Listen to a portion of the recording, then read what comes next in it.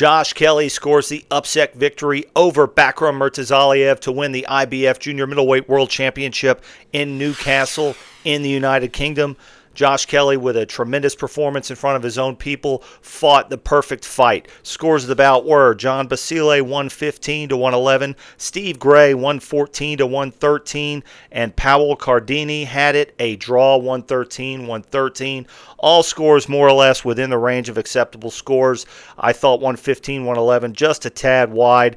114-113 for Steve Gray from the United States, a little bit questionable given the fact that he scored the 12th round 10-10.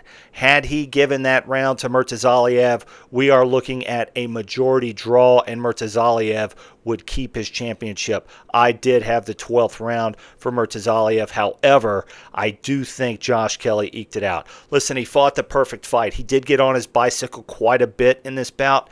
He did, basically a Billy Joe Saunders impression mixed in with like a little bit of Sergio Martinez.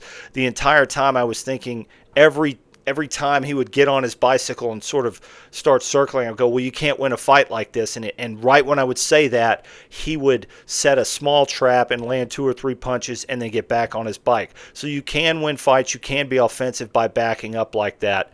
I was very impressed. In the 4th round, he was able to make Murtazaliev overcommit with a right hand and miss, come back with a counter left jab, and put Murtazaliev down. Now, it was an off-balance knockdown. He wasn't really hurt, but it gave him a 10-8 round, and it put it in the bank for him, and he would need that later in the fight as Murtazaliev would catch his second wind and figure out how to get closer to Josh Kelly. Around about midway through the 7th into the 8th round, Josh Kelly sort of got off of his bicycle. It was either because he was tired or he was taking a rest, but he just wasn't moving the way that he was before.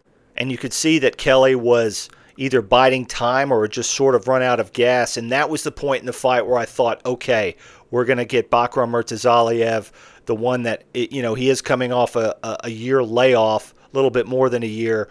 But now he's warmed up, he's ready, he's figured out this game plan, he's figured out how to cut off the ring. And then what do you know, in the 9th round, he launches a left hook that would land off the top of the head of Josh Kelly, sort of anticipating where he was going to be, and puts him down. And then I actually thought, okay, eventually this fight's going to be over. But no, Josh Kelly was able to get up, maintain, and I thought he did pretty well for the remainder of the fight. So tremendous win for Josh Kelly. A lot of things out there for him now. I do think it was a close fight, but I'm not in the robbery arena. I'm not in there with home cooking. He won the first half of the fight and scored a knockdown, and that carried him. So what's next for Josh Kelly? Let's take a look. Obviously, 154 is pretty hot right now. You've got Xander Zayas, who just unified over the weekend. I'll be talking about that in another video coming up. And then you have Sebastian Fondora, who is the WBC champion. He is slated to fight a very aged Keith Thurman coming up. So there's some big fights out there. And there's a lot of UK interest. You have Callum Walsh, ranked 4 right now by the IBF. I could see that happening. You've got Nikita Tszyu hanging around. You've got Tim Tszyu hanging around. So there's a lot of big money fights for Josh Kelly. I don't expect him to, immediately jump into some sort of unification. They'll probably go back to Newcastle and bring someone over for him. He brings a world championship back to the UK that has lost a lot lately, but now they have Fabio Wardley. They still have Nick Ball. Now they have Josh Kelly. So a lot of big fights for him. He's a good-looking kid. He's got a lot of charisma. He's got a pretty fan-friendly style in that, yes, he does run, but eventually he's going to get hit, and he's also going to hit back, and that sells a lot of tickets, especially in the UK. Let me know what you think in the comments. Hooray for Josh Kelly. It was a tremendous performance. I don't think Murtazaliev is done. He just needs to be more active. It took him 6-7 rounds to really, get the rust off.